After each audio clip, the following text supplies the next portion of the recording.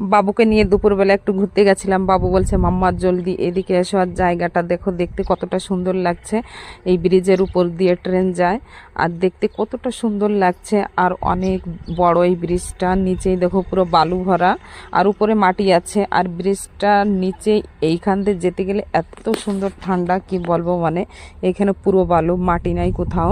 আর এইখানে বর্ষার সময় পুরো জলে ভরে যায়, শুধু শুকনোর সময় বালু ভরা থাকে, তখন যা আসা যায়। বর্ষার সময় একদমই যা আসা যায় না, পুরো জলে ভরে যায়।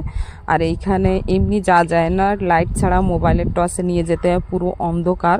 সাইড থেকে অনেক সাপও থাকে, সেই জন্য সাবধানে যেতে হয়।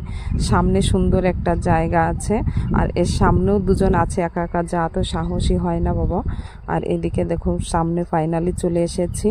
সামনে একটা গরু আছে, এই পাশ দিয়ে মনে হয় পার হবে। আর এই যে বাবু ধীরে ধীরে করে যাচ্ছে, বলছে মাম্মা জলদি এসো এইদিকে, আর সবাইকে বাই করে দিচ্ছে। দেখো ফাইনালি চলে আসলাম আমরা বাইরে।